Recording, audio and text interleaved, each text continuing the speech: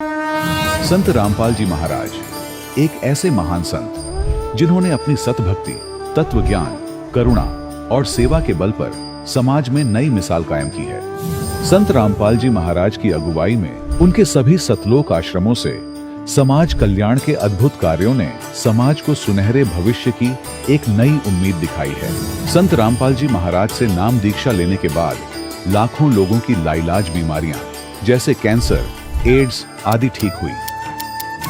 संत जी के ज्ञान से प्रेरित होकर उनके अनुयायियों ने लाखों यूनिट रक्तदान किया। संत जी ने लाखों बहन बेटियों का दहेज मुक्त विवाह करवाया।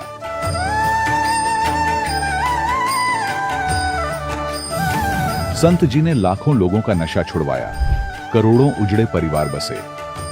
संत जी के आश्रमों में समागम के दौरान निःशुल्क नेत्र चिकित्सा, दंत चिकित्सा प्रदान की जाती है। संत रामपाल जी महाराज द्वारा समय समय पर पर्यावरण संरक्षण के उद्देश्य से बड़े स्तर पर वृक्षारोपण किया जाता है। संत जी ने जरूरतमंदों को तत्काल राहत पहुंचाने के लिए एम्बुलेंस सेवा शुरू की। संत जी अपने अनुयायियों को देहदान के लिए प्रेरित करते हैं, जिससे मानवता की सेवा और चिकित्सा क्षेत्र में सुधार हो सके। संत रामपाल जी महाराज के सभी आश्रमों में हर रोज निःशुल्क भंडारा आयोजित किया जाता है, जहां हर वर्ग, हर जाति और हर धर्म के लोग एक साथ बैठकर भोजन करते हैं।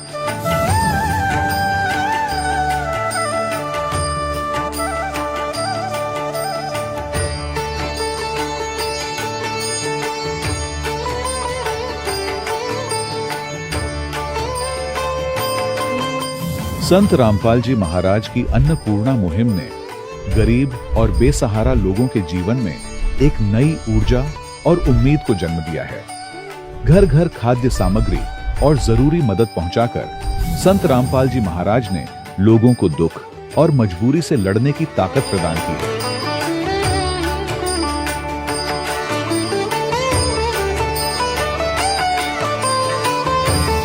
संत रामपाल जी महाराज द्वारा गरीब लोगों के लिए घर बनवाने का अद्भुत कार्य एक ऐसी मिसाल कायम कर रहा है जो सदियों सदियों संत जी की उदारता और दया भावना के तौर पर जाना जाएगा।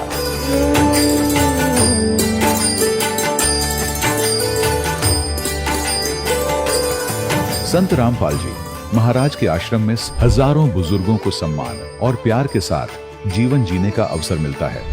उनके खाने, रहने और स्वास्थ्य की पूरी जिम्मेदारी संत रामपाल जी महाराज उठाते हैं। अनाथ बच्चों के लिए संत रामपाल जी महाराज के सभी आश्रम किसी वरदान से कम नहीं। यहाँ उन्हें शिक्षा, संस्कार और भविष्य के लिए बेहतर अवसर प्रदान किए जाते हैं। चाहे बाढ़ हो, भूकंप या महामारी, संत रामपाल जी महाराज और उनके अनुयायी हमेशा ही जरूरतमंदों के लिए सबसे आगे खड़े रहते हैं। कोविड महामारी के दौरान संत रामपाल जी महाराज के आश्रमों से करोड़ों लोगों के लिए भोजन, दवाइयां और जीवन रक्षक सामग्रियां उपलब्ध कराई गई। चाहे गरीब की मदद हो या किसी शोषित और पीड़ित वर्ग के हक और सम्मान की लड़ाई, संत रामपाल जी महाराज ने हमेशा ही उनकी दबी आवाज को सरकारों तक पहुंचाया है और उन्हें उचित न्याय दिलवाने में अहम भूमिका अदा की है। समाज में आध्यात्मिक और सामाजिक मूल्यों के प्रति जागरूकता लाने में संत रामपाल जी महाराज हर कदम पर मानवता के सच्चे सेवक साबित हुए हैं। संत रामपाल जी महाराज का जीवन हमें सिखाता है कि सच्ची सेवा वही है जो निस्वार्थ भाव से की जाए। आइए हम भी इस महान सेवा के कार्य में इस महान संत से जुड़ें और संत रामपाल जी महाराज से नाम दीक्षा लेकर अपने जीवन को धन्य बनाएं।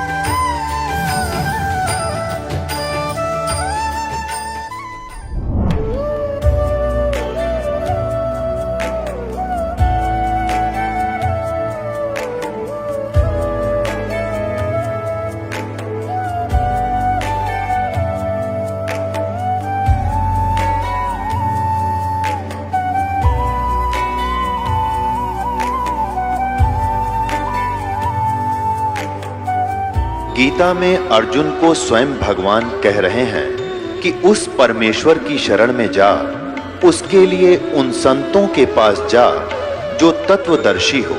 इसी प्रकार हजरत मोहम्मद को उनका अल्लाह कह रहा है कि कोई और पूर्ण परमात्मा है, उसको पाने के लिए उन तत्वदर्शी संत की तलाश कर। वो प्रभु कौन है, ये जानने के लिए कृपया अवश्य सुनिए जगत गुरु तत्वदर्शी संत रामपाल जी महाराज के अमृत वचन। सत साहिब दर्शकों, अक्सर मनुष्य अपने धर्म में बताई जाने वाली सभी भक्ति साधना को करता है, लेकिन फिर भी वह ना तो मानसिक रूप से संतुष्ट होता है और ना ही शारीरिक रूप से। दर्शकों, ऐसी ही कहानी थी फतेहाबाद हरियाणा के रहने वाले हरविंदर सिंह जी की।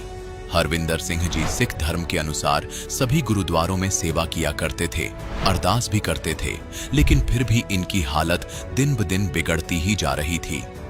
दर्शकों, हरविंदर सिंह जी आज ये कह रहे हैं कि जिस मंत्र के जाप से सुख मिलता है और जो मंत्र जाप गुरु नानक जी ने स्वयं जाप किया, वह मंत्र आज मुझे संत रामपाल जी महाराज की कृपा से मिल गया है और इस मंत्र की शक्ति से आज मुझे अपने जीवन में अनेकों लाभ हुए हैं।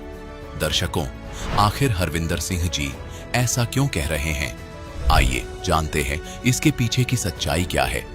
सुनते हैं हरविंदर सिंह जी की कहानी उन्हीं की जुबानी। नमस्कार सर। नमस्ते सर। सर, क्या नाम है आपका? हरविंदर सिंह है जी। हरविंदर जी, आप कहाँ से हैं? तहसील रतिया, जिला फतेहाबाद जी, हरियाणा।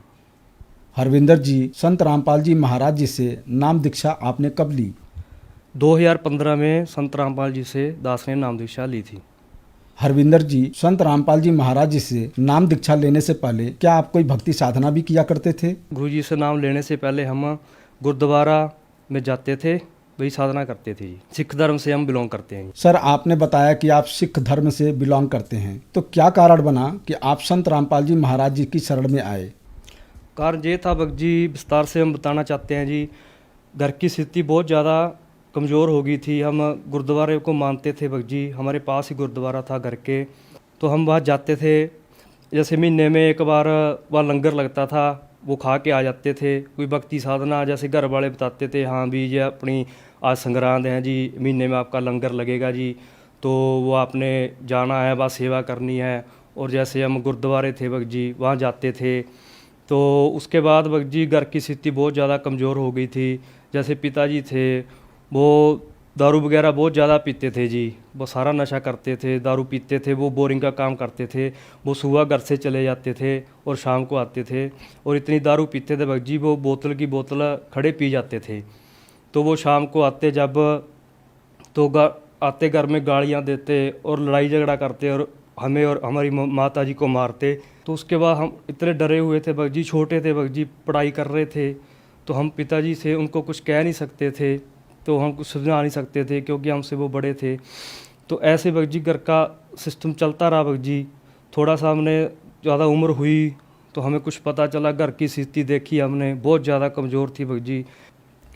तो ऐसे उसके बाद हमने थोड़ा सा दास की 14-15 साल उम्र हुई तो हमने खेती करनी शुरू कर दी भक्त जी। तो हमारा छोटा भाई था, वो पढ़ाई में थोड़ा कमज़ोर था, वो कह रहा था मैं तो खेती करूँगा, तो दास को भी उसके साथ खेती करना पड़ा।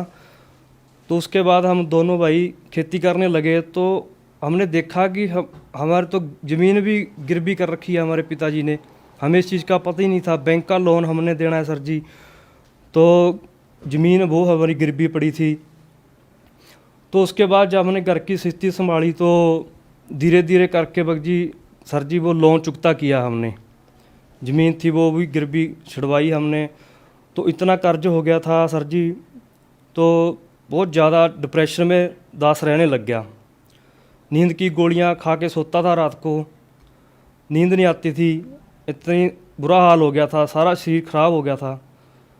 तो दास जो सोचता था अभी इतना कष्ट हमें क्यों हो रहा है, हम गुरुद्वारे में जाते हैं, भक्ति करते हैं सर जी, लेकिन फिर भी कोई राह नहीं मिल रहा। तो बड़ी बहन थी, उसकी शादी करनी थी, क्योंकि हमारा सिख समाज है, बिना दहेज के तो कोई शादी करते ही नहीं है जी। 10-15 लाख का खर्चा था, वो कैसे आएगा। उसका कोई पता नहीं था। 3 साल हमने खेती की। उसके बाद सर जी क्या हुआ, सारी ज़मीन हमें गिरवी रखनी पड़ गई। सारी ज़मीन हमने गिरवी रख के, तो जैसे वो कहते हैं ना, भी कष्ट आते हैं सारे एक बार ही आते हैं। हमारे पिताजी बीमार हो गए, ज़मीन हमने गिरवी रखी, पैसा इकट्ठा किया, तो लाख रुपए के आसपास उनके ऊपर खर्च आ गया। चलो 2 कारण बने। तीसरी बार फिर क्या हुआ, हमारा बोर ख़राब हो गया जी खेतों वाला, तो 1,00,000-1,50,000 रुपये उस पर लगा जी। तो हम बिल्कुल ही जीरो हो गए थे भगत जी। सर जी तो क्या हुआ, तो घर की स्थिति, इतना कर्ज बन गया था भी हमें घर से निकलना पड़ा काम धंधे के लिए। छोटे छोटे थे हम, तो कहीं हम दुकान पे लग गए जाके, छोटा भाई कहीं लग गया जाके, तो बहन की हमने शादी कर दी, ज़मीन हमारी गिरवी पड़ी थी। हमें समझ नहीं आ रहा था हम करें तो करें क्या। एक दिन क्या हुआ, हमारे फूफा जी है, उन्होंने 10 से 4 महीने पहले गुरुजी से नाम लिया, संत रामपाल जी से। तो नाम लिया, वो हमारे घर पे आए, उन्होंने हमें बताया कि ऐसे ऐसे सतलोक है, वहाँ दूध की नदियाँ बहती हैं, वहाँ जन्म मृत्यु नहीं है, परमात्मा बैठे हैं वहाँ पे, हम वहाँ से आए हुए हैं। तो हमें इन चीज़ों का पता ही नहीं था, क्योंकि हमें किसी ने बताया ही नहीं। 20 साल उम्र होगी थी, बताया नहीं किसी ने भी सतलोक नाम की कोई चीज़ है। सच्चिखंड गुरु ग्रंथ साहब में आता है, वो नहीं बताया हमें किसी ने। तो क्या हुआ भगत जी, उन्होंने कहा भी आप चैनल पे सत्संग आता है, वो सुनो। तो हम वो चैनल पे सत्संग सुनने लगे सर जी। तो उसके बाद भगत जी हमने 2014 में संत रामपाल जी से नाम दीक्षा ली थी। सर आपने बताया कि आप अपने जीवन से बहुत परेशान थे, आपकी आर्थिक स्थिति ठीक नहीं थी, फिर आप संत रामपाल जी महाराज जी से नाम दीक्षा लेते हैं। तो सर क्या संत रामपाल जी महाराज जी से नाम दीक्षा लेने के बाद आपकी आर्थिक स्थिति ठीक हुई? सर जी जब से संत रामपाल जी से दास ने नाम लिया है, तब से हमने 1 रुपये की कमी नहीं देखी हमारे घर पे। तो उसके बाद संत रामपाल जी ने इतनी दया करी है, इतनी दया करी है, हम बता नहीं सकते भगत जी। इस चीज़ का हमारे रिश्तेदार और हमारे आसपास के पड़ोसी भी कहते हैं भी इन पे पता नहीं कौन सी दया हो गई है। जो जाते हैं सत्संग में जाते हैं, सारा दिन बाद जाते हैं, लेकिन भी इनके ऊपर तो बहुत ज़्यादा दया हो गई है। आज दास के पास गाड़ी भी है, 2-2 बाइक खड़ी हैं घर पे, कहाँ एक साइकिल लेने का ब्योत नहीं था। दास के ऊपर इतनी दया करी है परमात्मा ने, दास बता नहीं सकता कि इसके नीच के ऊपर इतनी दया हुई है संत रामपाल जी की। दास को जो समस्या जो नजले जुकाम की थी वो 20 साल से थी सर जी। तो ये इसका हल कहीं नहीं हुआ, हमने ऑपरेशन भी करवा लिया, उसके बाद भी हल नहीं हुआ। इतनी दवाई खी, जलंधर वगैरह सब बार जाके देखा, नहीं कोई आराम नहीं मिला। उसके बाद हमने संत रामपाल जी से जब से दीक्षा ली है, उसके बाद वो बीमारी जड़ से ख़त्म हो गई है। ये बिल्कुल सच्चाई है भगत जी, बिल्कुल सच्चाई है। सर जी दास डिप्रेशन में रहता था, नींद नहीं आती थी, तो उसका भी संत रामपाल जी ने समस्या हल की है। ज्ञान से हमें पता चला अभी हम करने क्या आए हैं, जिससे हमें ज्ञान को समझकर तो हम स्थिति बढ़िया रहने लगी, अब नींद भी बढ़िया आती है। परमात्मा ने बहुत ज़्यादा दया की है। तो सर जी पहला लाभ जुकाम का था, और दूसरा लाभ हम बताएं, हमारा भाई था, उसका विदेश का हमने 2-3-4 देश थे उनका ट्राई किया, पैसे भी भर दिए भगत जी, तो पैसों को ब्याज भी लग रहा था, लेकिन उनका वीज़ा नहीं निकल रहा था। तो हम ज़्यादा लंबा क्या भगत जी, उसने बोल दिया भी मैं तो आत्महत्या करूँगा, भी उसके बाद मेरे पास कोई हल नहीं है, जा तो मेरा विदेश का बन जाए। उसका वीज़ा हमने दुबई, बहरीन, इन देशों का ट्राई किया हमने। फिर उसके बाद लबनान कंट्री है, उसका ट्राई किया, उसके पैसे भी भरे, तो लेकिन उसका कोई वीज़ा नहीं निकला। तो उसने जब आत्महत्या करने की कही, तो दास ने संत रामपाल जी से प्रार्थना की कि गुरुजी ये मरेगा, घर खराब करेगा, गुरुजी की दया करना। तो परमात्मा ने एक कारण बनाया, इतनी दया हुई संत रामपाल जी की।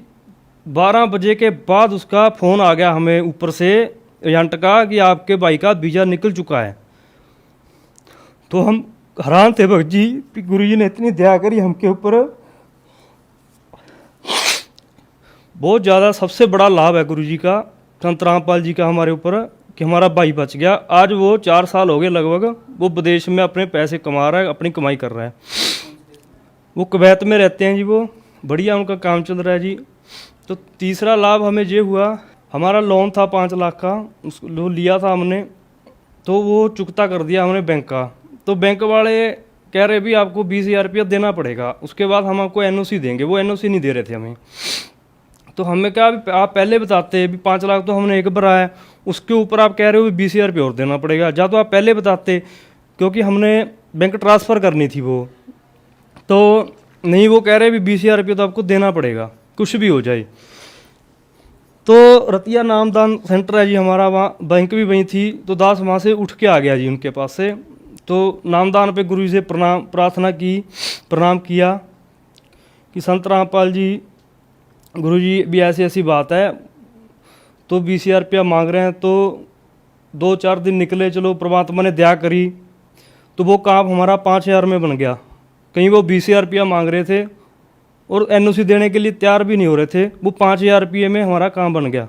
तो सर जी एक लाभ और हुआ हमें, दास डिप्रेशन के कारण नशा करने लग गया था, दारू पीने लग गए थे, हम सिगरेट वगैरह पीने लग गए थे, ऐसी संगति हो गई थी, दारू के बिना हमें नींद नहीं आती थी। हालांकि हमारे पिताजी भी पीते थे, लेकिन हमें नींद नहीं आती थी रात को, गोलियां खा खा के दास रात को सोता था। तो इतना, उसके बाद जब संत रामपाल जी से हमने नाम दीक्षा ली, तो उसके बाद हमने नशे को हाथ तक नहीं लगाया। तो उसके बाद एक लाभ और हुआ भगत जी, दास के अचानक रात को दर्द उठ खड़ा 9-10 बजे के आसपास। तो उसके बाद हमने सारी रात कष्ट में निकाली, तो टीके वगैरह लगाए। तो सुबह दास फतेहाबाद जिला हमारा वहाँ चला गया, वहाँ अल्ट्रासाउंड करवाया हमने जाके, तो उन्होंने बताया भी आपके तो 8 mm की पत्थरी है। तो चलो हम वहाँ से आ गए, अल्ट्रासाउंड करवा के हमने बड़े हॉस्पिटल में दवाई नहीं ली क्योंकि पैसा नहीं था इतना। तो अभी नाम दीक्षा ले ली थी हमने। तो हम आए, गुरुजी से प्रार्थना लगाई संत रामपाल जी से। तो गुरुजी ने कहा बेटा दया करेंगे परमात्मा, आप दवाई लो। तो हमने वहाँ आए, वहाँ पे दवाई ली। तो हमने उसके बाद भगत जी 2 दिन में वो पत्थरी गायब होगी भगत जी, ये सबसे बड़ा लाभ है सर जी। वो पत्थरी, उसके बाद ना तो दास को दर्द हुआ किसी तरह का, किसी तरह की कोई समस्या नहीं है, 8 mm की पत्थरी थी वो, ये सबसे बड़ा लाभ है। एक लाभ, दास की शादी नहीं हो रही थी, जैसे हमारे समाज में देश की बहुत बड़ी कुप्रथा चल रही है। तो जैसे रिश्ता आता था भी वो कहते थे हम अपनी लड़की को सोना वगैरह या कपड़े वगैरह या दाज दहेज देंगे, लेकिन हम वो मना कर देते थे। तो वो उठ के चले जाते थे भी इनके पास के ऊपर तो कर्ज होगा, ये इसलिए शादी नहीं करना चाहते, इतना खर्च नहीं करना चाहते थे। लेकिन उसके बाद क्या हुआ सर जी, संत रामपाल जी की दया से हमने गुरु जी से प्रार्थना लगवाई, तो गुरु जी ने कहा परमात्मा दया करेंगे। तो उसके बाद दास की रमैनी भी हो गई, भक्तों में रमैनी हो गई। तो उसमें हमने 1 रुपये का दाज दहेज नहीं लिया, क्योंकि संत रामपाल जी नियम में बताते हैं कि हमने दाज दहेज नहीं लेना है। सर, जो श्रद्धालु आज आपको टीवी पर देख रहे हैं और वो भी संत रामपाल जी महाराज जी से नाम उपदेश लेना चाहते हैं, तो कैसे ले सकते हैं? संत रामपाल जी का रोज़ शाम को चैनल पर सत्संग आता है, तो उसमें नीचे पीली पट्टी चलती है जी, उसमें आश्रम के आसपास के नामदान सेंटरों के नंबर लिखे हुए हैं जी। उन नंबरों पे आप कॉलिंग करिए, तो भक्ता आपका एड्रेस वगैरह लेंगे, आपसे पूछताछ करके आपको नाम दीक्षा संत रामपाल जी से दिलवाएंगे जी। सर, बहुत बहुत धन्यवाद आपका। धन्यवाद जी। दर्शकों, अभी आपने सुने संत रामपाल जी महाराज से दीक्षा प्राप्त करके सुखी हुए भक्त के अनुभव। अब देखिए जगत गुरु तत्वदर्शी संत रामपाल जी महाराज के मंगल प्रवचन। पुण्यात्माओं, ये कहते हैं पालने में पूत के पैर पहचान हो जाती है। बचपन से ही उसमें कुछ ऐसे विलक्षण गुण होते हैं जो पुण्यात्मा होती हैं। ऐसी पुण्यात्माओं को परमात्मा आकर मिलते, उसका विधान है ऋग्वेद मंडल नंबर 9 सूक्त नंबर 86 मंत्र 26 और 27 में, ऋग्वेद मंडल नंबर 9 सूक्त मंत्र 82 मंत्र 1, 2, 3 में, ऋग्वेद मंडल नंबर 9 सूक्त 20 के मंत्र 1 में, ऋग्वेद मंडल नंबर 9 सूक्त 54 के मंत्र 3 में, ऋग्वेद मंडल नंबर 9 सूक्त 94 के मंत्र 1 में, ऋग्वेद मंडल नंबर 9 सूक्त 95 के मंत्र 2 में, ऋग्वेद मंडल नंबर 9 सूक्त 1 मंत्र 9 में, ऋग्वेद मंडल नंबर 9 सूक्त 96 के मंत्र 16 से लेकर 20 में यही प्रमाणित किया है कि वो परमात्मा ऊपर के लोक में रहता है, सह शरीर है, नर आकार है, सिंहासन की तरह राजा की तरह सिंहासन पर विराजमान है, वहां से गति करके आता है, सह शरीर आता है, अच्छी आत्माओं को मिलता है, उनको उपदेश देता है, ज्ञान देता है, सत्य भक्ति बताता है। और यहाँ कवियों की तरह आचरण करता हुआ घूमता है, वाणी के द्वारा अपना महिमा गाता है, लोकोक्तियों के माध्यम से, दोहों के माध्यम से, जिस कारण से एक प्रसिद्ध कवियों में से भी एक प्रसिद्ध कवि का की उपमा उपाधि भी प्राप्त करता है, लेकिन वो होता है भगवान। ये निष्कर्ष है चारों वेदों का। तो पुण्यात्माओं, उसी विधान अनुसार वो परमात्मा वहां आए, गरीबदास जी से फिर ज्ञान सुनाने लगे। वो उन अच्छी आत्माओं में से एक थे, वो महापुरुष आदरणीय गरीबदास साहिब जी, जो छुड़ानी के बालू में जन्मे थे। और वहां आकर के परमात्मा ने उनको सतज्ञान दे दिया। फिर गरीबदास जी ने आग्रह किया कि हे भगवान, आप जो ऐसा सुखमय स्थान बताते हो जहां हम पहले रहा करते थे सभी, और वहां कोई अभाव नहीं, वहां ऐसी फुहार गिरती रहती है, सुंदर शरीर है, नाश नहीं होता, कभी वृद्ध नहीं होते, कभी रोग नहीं होता, मृत्यु नहीं होती, सबके परिवार हैं, वहां आपके घर बने बनाए शेष खाली पड़े हैं, क्या मुझे वो स्थान दिखाओगे? परमात्मा तो अपना गवाह बनाने के लिए आते ही है कि मेरा गवाह बने, दुनिया को बताएगा। फिर छाती ठोक के गरीबदास जी को परमात्मा ने प्रथम मंत्र दिया और जल पान वो कराए, दूध पान करा दिया। प्रथम मंत्र में ऐसे ही किया जाता है। दास भी जब से मंत्र देने लगा है, मेरे गुरुदेव भी ऐसे ही करते थे। प्रथम मंत्र के साथ आपको वचनामृत दिया जाता है, वचन से शुद्ध करके, और साथ में मिश्री दी जाती है ये, और मंत्र दिया जाता है। ऐसे पेय पदार्थ के साथ इसको पान परवाना कहते हैं। तो गरीबदास जी को ऐसे पान परवाना दिया था दूध के साथ, और फिर सतलोक लेकर गए। जब गरीबदास साहिब जी जा रहे थे, धर्मराज का लोक दिखाया, ब्रह्मा विष्णु महेश का लोक दिखाया, और एक कॉमन स्वर्ग था वो दिखाया, ब्रह्मलोक दिखाया। ब्रह्मलोक के अंदर परमात्मा ने दिखाया कि एक नकली सतलोक, नकली अलखलोक, नकली अगम लोक और अगम अनामी लोक। इस काल ने झूठी रचना करवा रखी है जीव को भ्रमित करने के लिए। और फिर धर्मराज के दरबार में लेकर गए, फिर ऊपर गए, सारा कुछ दिखा करके सतलोक में जब पहुंचे परमात्मा, 12वां द्वार पार करके, 12वां द्वार पार करके सतलोक में पहुंचा जाता है। अभी तक ये कोई 10वां द्वार तक सीमित थे। और एक जम्मू के अंदर रांजड़ी का एक मधु परमहंस का भाव है, वो तो छाती कुट्या करता के 11वां द्वार पा गया, 11वां द्वार पा गया, आज तो किसी ने नहीं बताया। अरे भले आदमी कबीर साहब की वाणी में पढ़ लिया तो घर ते लिया था, और वो भी इनकम्प्लीट नॉलेज।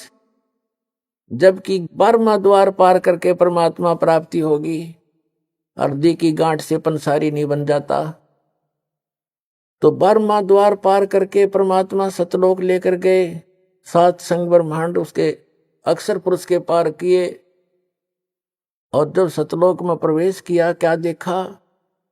सिंहासन के ऊपर परमात्मा विराजमान है, उनका इतना सुंदर शरीर है, तेजों में प्रकाश, सुंदर शरीर, सफेद शरीर है मालिक का, बहुत सुंदर। और एक रोम में, रोमकूप समझो, रोम कहो, एक रोमकूप की इतनी शोभा है जैसे करोड़ सूर्य मिला दे, करोड़ चंद्रमा। इतना नूर है उस परम पिता के बॉडी का, इतना सुंदर शरीर है, चमक इतनी निकल रही है उसके अंदर से। सिंहासन पर विराजमान, सिर पर मुकुट है, सुंदर मुकुट जैसे राजा पहनते हैं, और ऊपर एक श्वेत छत्र है। एक बहुत बड़ा गुम्बज बना हुआ है, बहुत बड़ा सुंदर गोल गोल आकार का गुम्बद जिसको स्तूप भी बोलते हैं। तो गरीब जब परमात्मा नीचे से गए, वो जिंदा महात्मा के रूप में थे, और वहां एक चंवर रखा था। जिंदा महात्मा के रूप में जो परमात्मा दूसरे रूप में गए थे नीचे पृथ्वी से, गरीबदास जी को साथ लेकर के, उसकी आत्मा को, शरीर नीचे रह गया था गरीबदास जी का, आत्मा को ले गए थे सूक्ष्म शरीर, फिर ऊपर कारण शरीर सब छोड़ करके वहां ओरिजिनल शरीर होता है जो आत्मा का, स्वयं का 16 सूर्य का प्रकाश हो जाता, पूरी बॉडी का है, नर आकार, मनुष्य दृश्य ही है वहां पर सतलोक में। सभी जितने भी वहां मनुष्य हैं, स्त्री पुरुष हैं, इसी तरह संसार है और सबका नूरी शरीर है और उनका अपनी बॉडी का प्रत्येक का तो करोड़ 16 सूर्य जितना प्रकाश है और परमात्मा के एक रोमकूप का करोड़ सूर्य में राजे करोड़ चंद्रमा इतना शरीर है, ऐसा प्रकाश है। लेकिन है दोनों ही एक जैसे आकार के, मनुष्य आकार है सबका। भगवान भी नर आकार में है, मानव आकार में, और सभी वहां के प्राणी भी मनुष्य जितने, स्त्री पुरुष बहन भाई सब मनुष्य जैसे ही है। और ऐसी सृष्टि है, वहां वृद्धावस्था नहीं होती, वहां मृत्यु नहीं होती। ये बॉडी जो नाड़ी तंत्र से नहीं होता, वहां पर वो सुंदर शरीर होता है, एक तत्व से बना हुआ होता है। उसका वर्णन यहाँ करना और समझाना भी आपके लिए, दास के लिए दुर्लभ है, क्योंकि आप उस अतिथि को पकड़ नहीं पाओगे। वो तो वहां जाए पता लगेगा आपको। आकार ऐसा ही है, वहां वृद्धावस्था नहीं होती, सदा युवा रहते हैं। एक अतिथि में जाकर के युवा जब हो जाते हैं वो एक, बस उसके बाद उसकी आयु घटती बढ़ती नहीं। तो इस प्रकार वहां की स्थिति है। गरीबदास जी ने वहां का नजारा देखा, ओए होए। और फिर क्या किया कि कबीर साहब जो जिंदा महात्मा के रूप में गए थे, वो चंवर उठाकर अपने दूसरे रूप जो सिंहासन पर विराजमान थे उस पर चंवर करने लगे। जैसे एक सेवक अपने गुरुदेव पर करते हैं या नौकर अपने राजा पर करते हैं, राजा के सेवक श्रद्धा से मक्खी हटाने के लिए, जीव जंतु ना मर जाए, उद्देश्य तो उनका ये होता है। लेकिन वहां एक शौक के लिए, शान और आदर सत्कार के लिए करते हैं। वहां मच्छर माखी का कोई लेन देन नहीं है, कोई व्यवहार नहीं है। तो गरीबदास जी ने सोचा कि ये जो नीचे से बाबा जी आया है, ये तो नौकर है इस भगवान का, इसका सेवक है, चेला चाला होगा इसका। और भगवान तो ये बैठा है, यूं देखे बार बार उसके चेहरे का। गरीबदास जी कहते हैं कि सवेत छतर सिर मुकुट विराजे और देखत ना उस चेहरे नो। भगवान के सिर पर सफेद मुकुट है, ऊपर सफेद छत्र है और सुंदर मुकुट है। कहते उस चेहरे ने देखते नहीं, वो साकार है, हमरे ही उनिहार है, हमारा सृजनहार। उनिहार माने हमारी शकल का, हमारे जैसा है हमारा भगवान, हमारा सृजनहार। उन्होंने देखा ये है भगवान। तय इतने में क्या हुआ कि वो खड़ा हो गए, जो सिंहासन पर विराजमान थे, तेजो में शरीर युक्त परमात्मा सतपुरुष, वो खड़े हुए। और जो बाबा जी रूप में साधु जिंदा महात्मा के रूप में नीचे से गए थे, वो उस सिंहासन पर विराजमान हुए।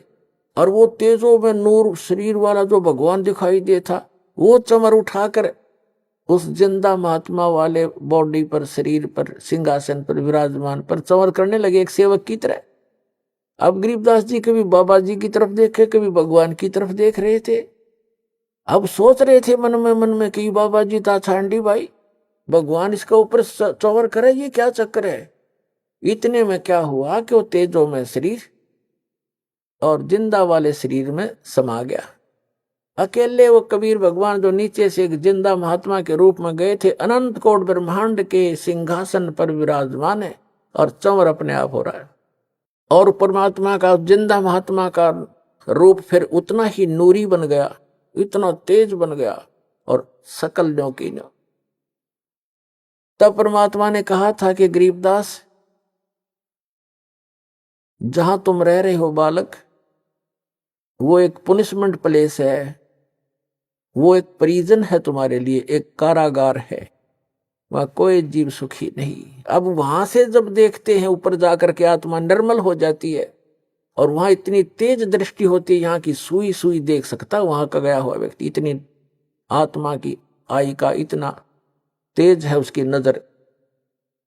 तब गरीबदास जी नीचे देख रहा है, ओए ऐसे दिख रहे जैसे कीड़े मकोड़े तंग पा रहे हो। प्रत्येक की बॉडी के अंदर का सामान भी दिखाई देता वहां से, इसके अंदर क्या है।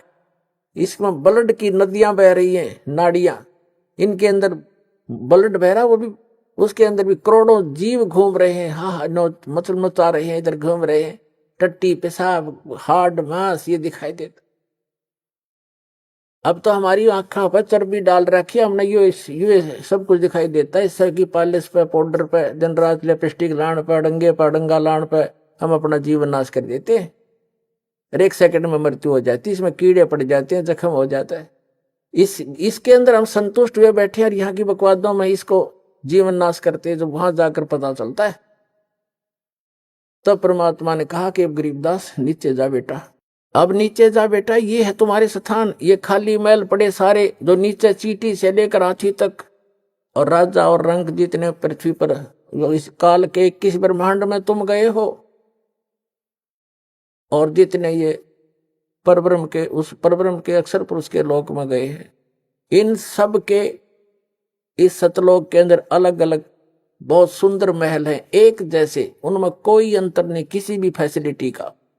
वहां कोई ऊंच और नीच नहीं है, वहां कोई जात और पात नहीं है, वहां मरण और वृद्ध अवस्था नहीं है। ये वो स्थान है।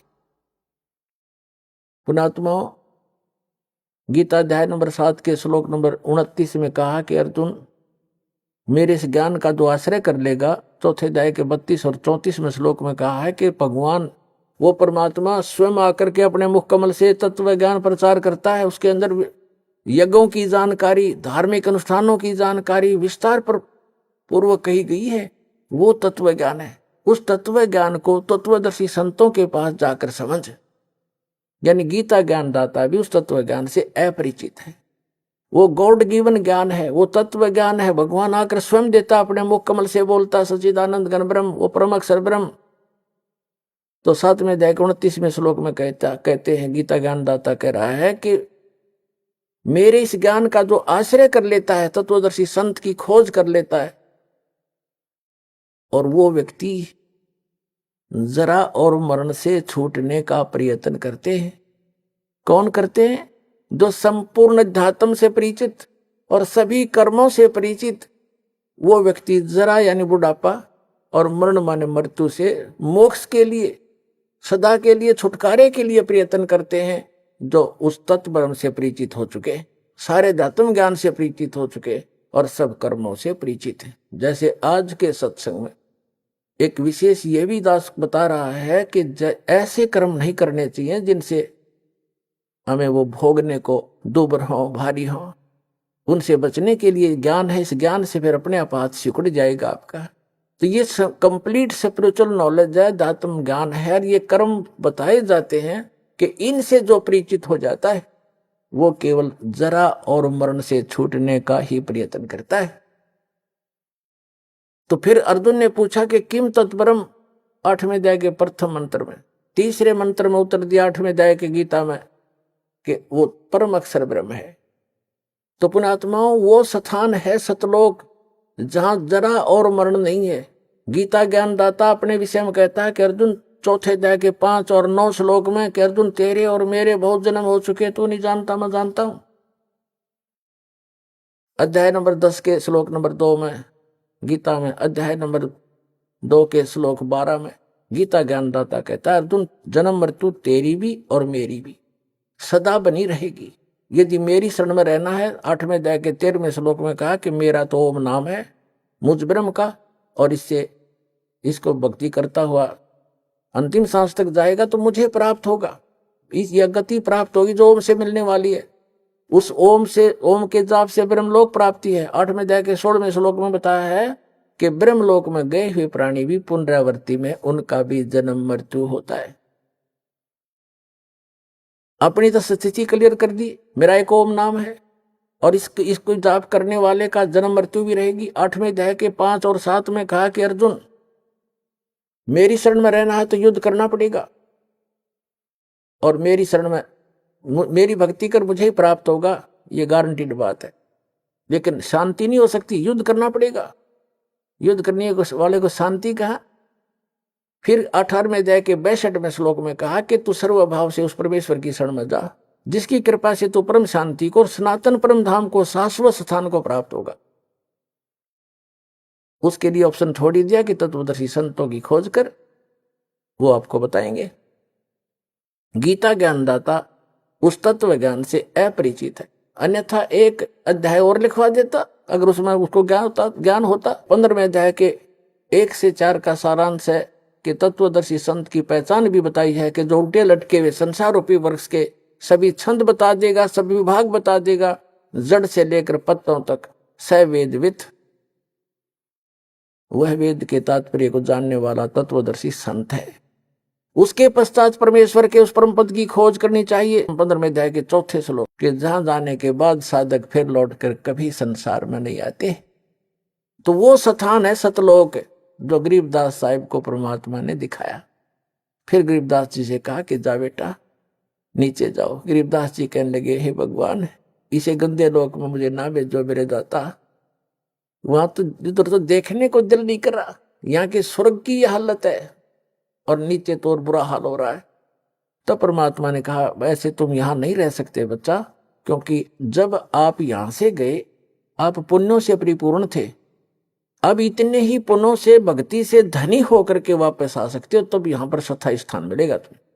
और उसके लिए मैं ऐसा मंत्र दूंगा, सतनाम और सारनाम और प्रथम मंत्र, इन सब की भक्ति करने से आप वहां ऋणी होगे हो, काल के जाल में फंसे हो। वो तुमसे टैक्स लेता है, क्योंकि ये पृथ्वी किस ब्रह्मांड उसने तप करके प्राप्त किए, ये उसका अपना साधन है। और तुम गलती से चले गए, गलती करके वहां। अब उसने पहले तो तुम्हारे को लूटा, स्वर्ग बना करके वहां रेस्टोरेंट बना रखे हैं। 10% किसी में चार्जेज है, किसी में 20%, किसी में 25% टैक्स लेता है। बाकी सब सुविधाएं, नाचना गाना और बकवास रंडी बाजी कुछ करो वहां पर। लेकिन वो पैसे खर्च होते, उस धनी उस पुण्य अक्षीण होते, और जिससे ये सब अपना गुजारा चला रहे। तब परमात्मा ने कहा, तुम नीचे जाओगे, एक ऐसी अनमोल भक्ति दूंगा बेटा, थोड़े ही सुमन से घने धनी हो जाओगे उस भक्ति के। अब क्या बताया है। फिर गरीबदास जी नीचे आए। गरीबदास जी ने स्वीकार किया कि जो आपकी आज्ञा, और कहा बेटा नीचे जाकर बता, ढोल पीट दे मेरा और गवाह बन जा बेटा। तेरे भाई बहन बहुत सभी यहां से गए हुए सब मिसगाइडेड है। और कबीर भगवान ने उनके अंतःकरण में कंप्लीट स्पिरिचुअल नॉलेज फीड कर दिया। पहले यही नॉलेज परमात्मा ने इस सरपुरुष जो 21 ब्रह्मांड का स्वामी जो काल है, इसके अंदर फीड किया था। इसने क्या किया, और उस समय आने पर निकलना था, ऐसा विधान बनाया दाता ने उनके कि समय आने पर वो अपने आप उसके श्वासों के माध्यम से समुद्र में प्रकट हो गया। सामने श्वासों से बाहर निकला तो कमल के फूल के ऊपर ऐसे बहुत सुंदर जो वेद बने बनाए उसके अपना, जैसे आप देखते हो कहां से फैक्स किया जाता है, ईमेल की जाती है, कहां कंप्यूटर से निकाल लिया जाता है, पूरा मैटर से बुक की बुक निकाल लो, ग्रंथ के ग्रंथ निकाल लो। ऐसे उसके श्वास के अंदर से वो ग्रंथ बाहर आ गए। हमारी ये भौतिक विज्ञान है, वो आध्यात्मिक विज्ञान है। उसके अंदर 2 सेकंड में कागज के कुछ एक जादूगर, आप जैसे कई मूर्ख बनाते हैं हमें कि उसमें कहां से कागज आ गए, कागज था ही नहीं, ये नहीं था। अरे भगवान ने जो पृथ्वी बना दी, ये कहाँ था पहले? उन्हें कागज बनाते देर लगे। तेरा हमारी यहाँ बुद्धि सीमित कर दी अनाड़ियों ने। तो उसने ज्ञान पढ़ा। इस काल भगवान ने क्या किया, उस सारे ज्ञान को पढ़ा जिसके अंदर उसकी विशेष जानकारी थी और भक्ति विधि थी, वो उसने नष्ट कर दी। केवल काम चलाओ ग्रंथ रख लिए, जो ना तो भगवान की महिमा भी है उस ग्रंथों में और उसका ज्ञान पूरा नहीं है।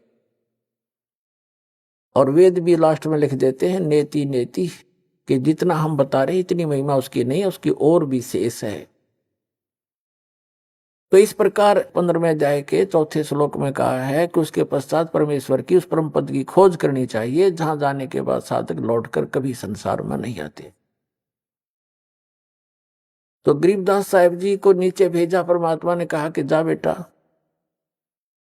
तुझे इतनी ऐसी भक्ति दूंगा। तो गरीबदास जी ने फिर थोड़ा सा प्रमाण दिया है, थोड़ा बताऊंगा, फिर सत्संग से हटकर है। क्या कहा? सतनाम पालड़े रंग होरी हो, और 14 लोक चढ़ावे राम रंग होरी हो, 3 लोक पासंग धरे रंग होरी हो, तो ना तुले तुलाया राम रंग होरी हो। ये सतनाम इतना कीमती है। ये सतनाम सतनाम नहीं है, ये 2 अक्षर का वो सतनाम, जिसमें एक ओम मंत्र है, एक तत् सांकेतिक है। गीता अध्याय नंबर 17 के श्लोक नंबर 23 में ये कंप्लीट मंत्र लिखा है, ओम तत्सत। लेकिन ओम तो सीधा है, लेकिन तत् और सत ये सांकेतिक है, ये कोड वर्ड है। ये इस दास के अतिरिक्त विश्व में किसी के पास नहीं है और ना कोई अधिकारी है।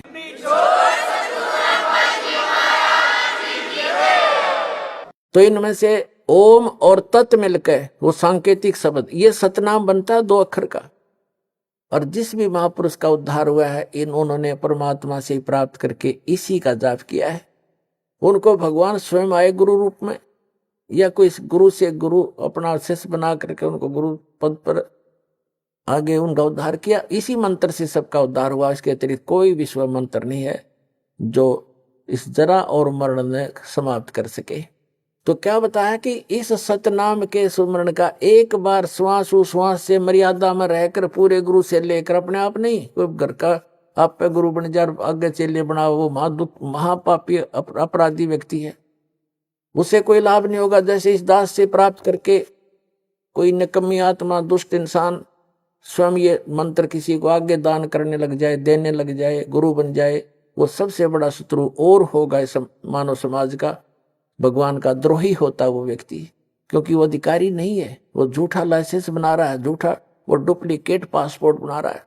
आगे चल के समय पर धोखा देगा वो पासपोर्ट उसका। इस विश्व में इस दास के अतिरिक्त आज के दिन दूसरा कोई सतमार्ग और ये ज्ञान और उपदेश का अधिकारी नहीं है। ये सत्कर मान लियो पुण्यात्मा, झूठ नहीं बोलता दास।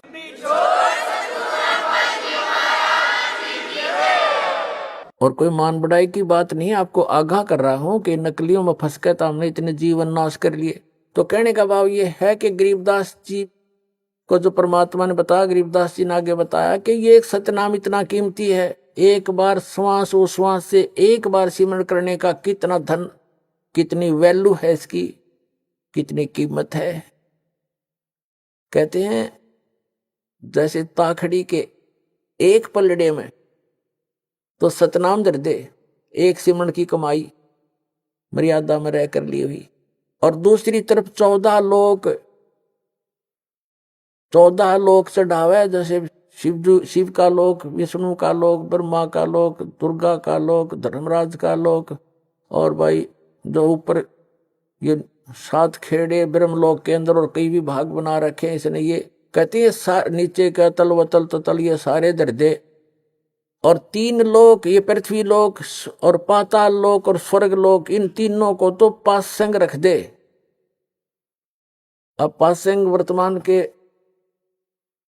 क्योंकि जो ग्रंथ साहिब लिखा गया ये गरीबदास साहिब जी ने अपनी वाणी में लिखा, अमृत वचन वही है जो गॉड गिवन है। लैंग्वेज अपनी बोल बता दी ताकि वहां के लोग आसानी से समझ सके। इसलिए पासंग उसको कहते थे। हमारा दास का जन्म एक किसान परिवार में हुआ, तो हमारे यहाँ कोई गेहूं बाजरा ज्वार लेने के लिए आते थे व्यापारी लोग, तो उनको हमारे पिताजी कहते थे भाई पहले तू अपनी तराजू चेक करा, एररलेस तो या कैसी है, कोई इसमें डांडी तो नहीं मार रहा, तो डांडी माने उसमें गड़बड़ तो नहीं है कोई, तो चेक कराते थे। यदि उसमें कोई लगता था टेढ़ा मेढ़ा है वो, तो जो कनक, जैसे गेहूं तोल रहे हैं, गेहूं का सौदा करना ढेर पड़ा है, उसमें से एक मुट्ठी गेहूं लेकर के उस पलड़े में रख देते थे जिसमें एरर होती थी, फिर वह तखड़ी बराबर हो जाती थी, एररलेस हो जाती थी। तो वो इतने की गेहूं जो अलग से डाले वो सौदे में नहीं थे, वो तो पासिंग रखी थी उस तराजू को ठीक करने के लिए। अब विचार करना एक एक बात कितनी वैल्यूएबल है इनकी महापुरुषों की। कहते सतनाम पालड़े रंग होरी हो, एक तरफ सतनाम और दूसरी तरफ 14 लोक चढ़ावे राम रंग होरी हो, 3 लोक पास्यंग धर रंग होरी हो। ये पृथ्वी लोक, स्वर्ग लोक और पाताल लोक। कहते ये तो सौदे में मत गिरना इसने तय, ये तो किसी खाते में आम एक छोटा सा सरपंच बन जा, वो धरती तोल दे, चेयरमैन बन जाए तो पता नहीं क्या बन जाए, एमएलए एमपी मंत्री मुख्यमंत्री बन गए, छोटे से टुकड़े के धरती तोल देते हैं। परमात्मा कहते हैं ये तो 3 लोक भी उस भगत के पास जो धन है, और ये नकली धन जो अस्थायी राजाओं का राज पूरी पृथ्वी पर हो तो छोड़ के जाना एक दिन, और ये ऐसा धन है जो आपके यहाँ भी साथ देगा और सतलोक में जाएगा, आपका कभी खर्च नहीं होगा, ये ऐसा धन है।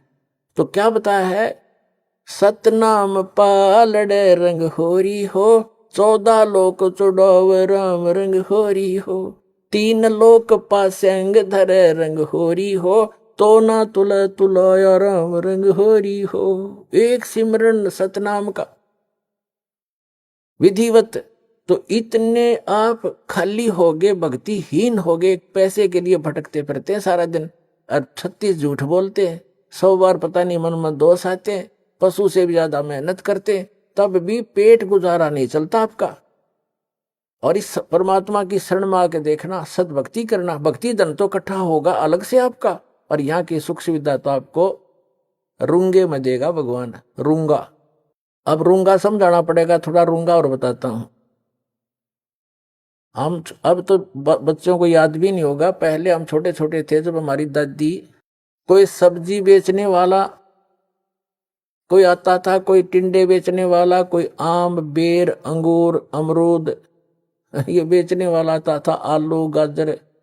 तो वो कैसे सिस्टम था उसमें, यूं कहा करते, गेहूं के 2 बार दूंगा माई, गेहूं एक पलड़े में, और दूसरी तरफ जैसे आलू तोलने हैं तो 2 बार उस गेहूं के वजन के तोल देता। फिर हमारी दादी कहा करती, भाई रूंगा और दे, वो एक आलू उठा के दे देता, ना भाई थोड़ा और दे, वो एक और दे देता, बुढ़िया राजी हो जाती, ये रूंगा मिल गया। यानी वो सौदे से बाहर जो वस्तु है फ्री की। तो परमात्मा कहते हैं जो सुख, जो आपका हमारा जो वास्तविक उद्देश्य है आपका, वो मोक्ष दिलाना, जरा और मरण से छुटवाना, सतलोक भेजना, और जो यहाँ की सुख सुविधा तो आपको रूंगे में देंगे, जिनकी फ्री ऑफ कॉस्ट कीमतें नहीं होती इसकी, ये तो ऐसे दी जाएगी आपको।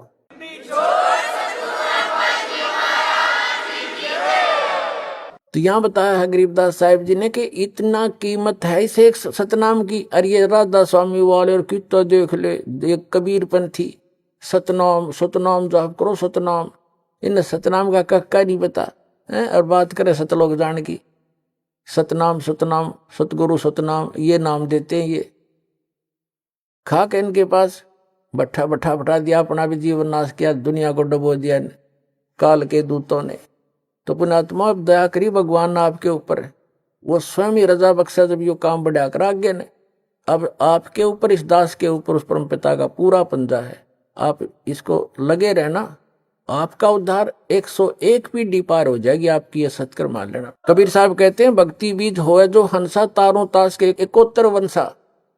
जो भक्ति बीज हो, सही भक्ति कर रहा हो, उसके 101 वंश कुल पार कर दूंगा। 42 की तो बातें छोड़, ये धर्मदास वाले घाटा जोड़ रहे, 42 वंश को राज मंत्र दान करने का नाम दे दिया, पार करने का।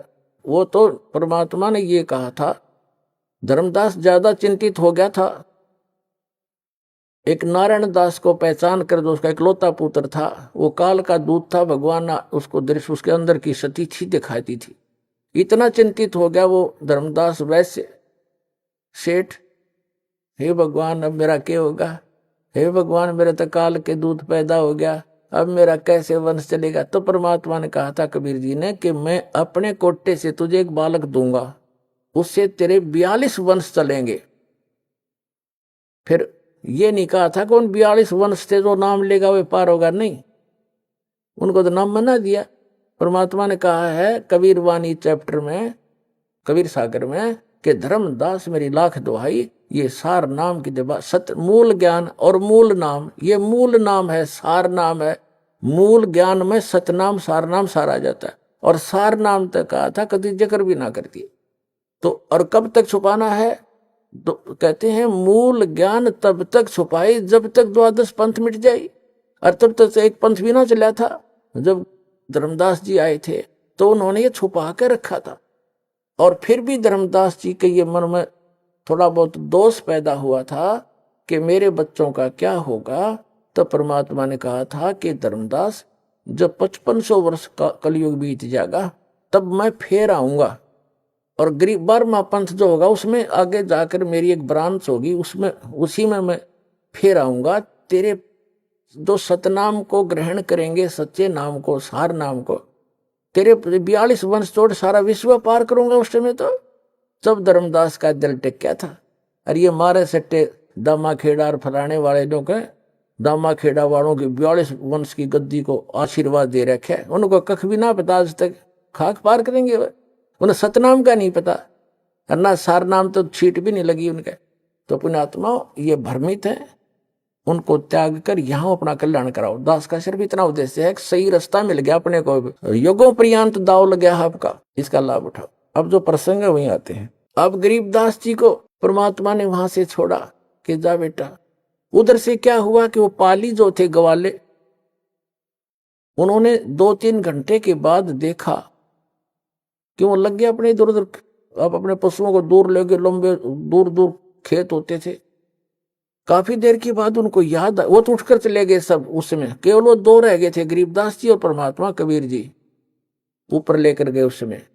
तो काफी देर के बाद उन पालियों ने देखा कि भाई वो बच्चा नहीं आया, कहाँ है वो लड़का, लड़की का लड़का। गरीबू नाम था उनका, गरीबदास को गरीबू कहा करते थे। वो आए वापस, देख का हो जांडी के नीचे बैठे थे बाबा जी, तो ना दिखता वो अकेला बैठा भगत। अब उसने आवाज लगाई, एक व्यक्ति बच्चे ना करके, दूसरे पाली ने, ग्वाले ने, अरे गरीबू उठ ले भाई, आजा अपनी गौओं को संभाल ले, तेरा समय हो गया है। उनकी बच्चों की पालियों की टाइम होया, अगर शिफ्ट लगाई जाती है, 2 घंटे तू खड़ा होगा, फिर 2 घंटे मैं खड़ा होगा, पशु इधर उधर ना भाग जा, किसी की खेती में नुकसान ना कर दें, ऐसे रखवाले खड़े होते थे पाली। तो उसने आकर के उसको बिल्कुल निकट आकर पकड़ के कहा, ये भगत जी खड़ा हो ले। गरीबदास जी बैठे ऐसे, आंखें खुली, शरीर में आत्मा थी नहीं, उन ऐसे ऐसे हिला तो गिर गए नीचे। तो उसने आवाज लगाई अन्य पालियों को, ग्वालों को कि भाग्यो भाग्यो, ये लड़की का लड़का मर गया, इसकी मृत्यु होगी।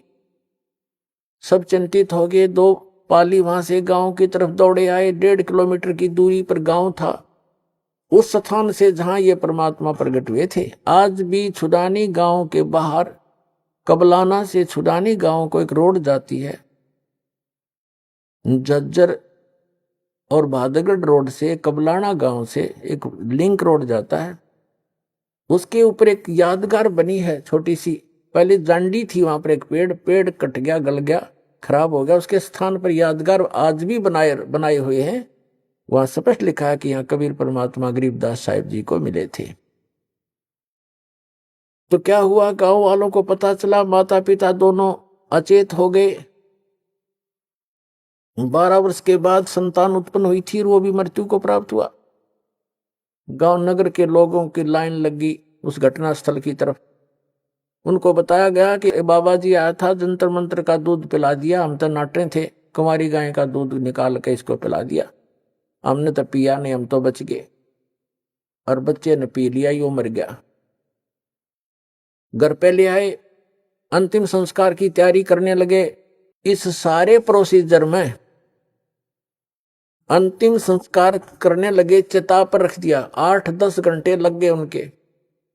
उधर से परमात्मा ने ऊपर के सारे ब्रह्मांड दिखा के गरीबदास जी को वापस भेज दिया शरीर में। चिता के ऊपर अग्नि लगाने वाले थे, तभी एकदम सारे शरीर में कंपन हुई और गरीबदास जी के ऊपर जो रस्से बांध कर ले गए थे वो टूट गए, अपने आप खुल गए और एकदम खड़े हुए। ऐसे लगा जैसे दूसरे देश में आ गए हो। और फिर जो वाणी परमात्मा ने उनके अंदर फीड कर दी थी, वो अपने आप टेप रिकॉर्डर की तरह बोलने लगे। गांव वालों ने सोचा अच्छी बात है भाई, भगवान ने दया करी, लड़की का लड़का जीवित तो हो गया, पर यो तो पागल हो गया, मेंटल एंड बैंड बोल रहा है, पता नहीं क्या क्या वो बक रहा है। तो उन्होंने सोचा कोई बात नहीं, पागल है, जैसा भी लड़की अपना जीवन पास कर लेगी इसके साथ। ये पागल ने देख देख कर जी लेगी, नया मर जाती। तो ऐसे ही परमात्मा की अमृतवाणी बोला करते थे, लेकिन वो छुड़ाने के भोले व्यक्ति भगवान की वाणी को ना समझकर उसको पागल कहने लगे, बावड़िया, मेंटल गरीबदास जी को। अभी आपने सुने संत रामपाल जी महाराज के मंगल प्रवचन।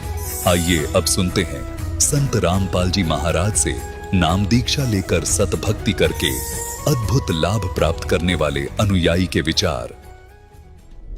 दर्शकों, मनुष्य अपने जीवन में सभी पारंपरिक भक्ति साधनाएं करता है, वह देवी देवताओं की पूजा भी करता है और हर परंपरा को बखूबी निभाता भी है, लेकिन फिर भी उसे परमात्मा से मिलने वाले लाभ प्राप्त नहीं होते। दर्शकों, ऐसी ही कहानी थी महासमुंद छत्तीसगढ़ की रहने वाली खुशी साहू जी की। खुशी साहू जी पहले ब्रह्मा विष्णु महेश व संतोषी माता और अन्य सभी देवी देवताओं की पूजा किया करती थीं, लेकिन फिर भी इनके घर में भूत प्रेत की समस्या बनी हुई थी।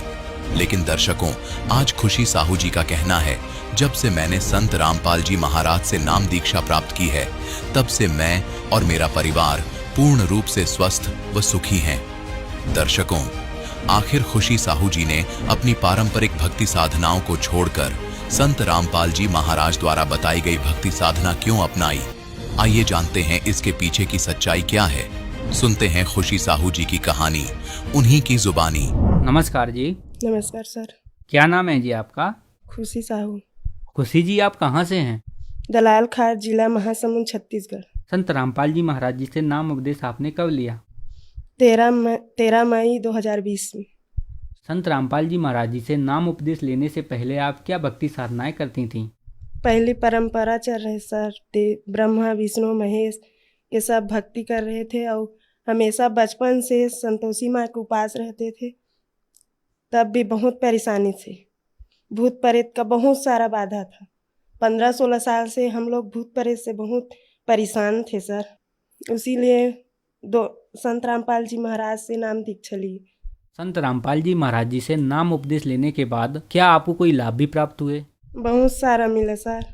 मेरे पैर हाथ कुछ नहीं चल रहा था सर, मतलब 2-3 साल से मेरा पैर हाथ भी नहीं चल रहा था। मेरे को दूसरा का सहारा चाहिए था। मेरे पूरा चेहरा बदन भर सूजन था सर, और ऊपर से मेरे को ना 5-6 बार ना अस्थमा होता है तो यह आता है, उसको ना दिन में 5-6 बार लेते थे सर, तब भी कंट्रोल नहीं होते। 10-12 गोली डेली खाते थे सुबह शाम। बहुत दिक्कत था सर। मेरे बच्चे है छोटा वाला, उसको भी तो वैसी परेशान। उसका एक आँख भी कमज़ोर है सर, उसका एक आँख नस का दब गया है। जो 7 नस रहते हैं वो 6 है, इसीलिए पढ़ नहीं पाते थे। हम लोग बहुत सारे डॉक्टर कर ले गए, फिर भी ठीक नहीं हुआ। संत रामपाल महाराज के शरण में गए ना, उसका आँख भी ठीक होगा, उसका अस्थमा भी ठीक हो गया, मेरे भी अस्थमा ठीक हो गए सर। और हम लोग, मेरा पति था, बहुत दिन भर शराब पीकर बहुत लड़ाई झगड़ा कर रहा था सर। पूरा दिन भर शराब पीता था, उसके बाद ये ऐसे करो कर बहुत परेशान कर रहा था सर। और हम लोग भूत प्रेत के एहे में परेशान थे सर। एक बहे आया बामहन, वो बोला कि तुम लोग कुछ पाठ करवाओ कहीं से। उन लोग बोला चंडी पाठ करवाओ कहीं। हम लोग 2-3 लाख खर्चा किए सर, हर चीज़ सोना चांदी हर चीज़ बहुत सारा दिए। वो 3 रोज पूरा 24 घंटा ना पाठ कर रहे थे सर। तब भी हम लोग ना अपना गांव में नहीं रह सकते थे, बाहर रहे थे सर। हम लोग बिलासपुर में रहे थे। उसके बाद फिर भी बिलासपुर में हम लोग नाम दीक्षा लिए, वहीं से घर आए हैं सर। मेरा पति का नशा सब छूट गया सर। दिन में 200-300 के नशा, तम्बाकू सब चीज़ खाते थे सर। अभी सब ठीक है सर, मालिक की दया से, संत रामपाल महाराज की दया से। अभी मेरे ससुर का जगत था सर, मेरा ससुर उसका ख़त्म हो गया है, मतलब डेट हो गया। तो इसीलिए हमारे गांव के लोग ना दुकान को बंद करवा दिए हैं। करीब 8-10 दिन हो रहे हैं। तो हम लोग 9 जने हैं सर, पूरा फैमिली रहते हैं एक साथ। तो हमारे पास पैसा आने का नहीं है, तो मालिक का, संत रामपाल महाराज जी का आदेश लगवाएं। हमारे खाता में 56,000 पैसा आया है सर, अभी का बात है, 8-9 दिन हो रहा है। संत रामपाल जी महाराज जी से नाम उपदेश लेने के बाद आपको बहुत सारे लाभ प्राप्त हुए, तो संत रामपाल जी महाराज जी से नाम उपदेश कैसे प्राप्त कर सकते हैं? टीवी पर संत रामपाल जी के महाराज का सत्संग चलता है, उसमें नंबर आता है, उसमें कांटेक्ट करके नाम दीक्षा ले सकते हैं। धन्यवाद जी। सत साहेब।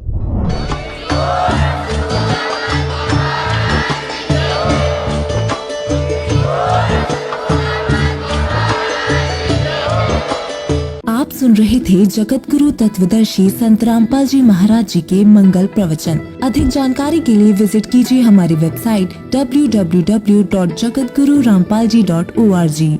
संत रामपाल जी महाराज जी के शुभ आशीर्वाद से पूरे विश्व भर में 500 से भी ज्यादा नाम दीक्षा केंद्र हैं, जिन पर संत रामपाल जी महाराज जी द्वारा ऑनलाइन निशुल्क नाम दीक्षा दी जा रही है। अपने नजदीकी नाम दीक्षा केंद्र का पता करने के लिए संपर्क करें 8222880541।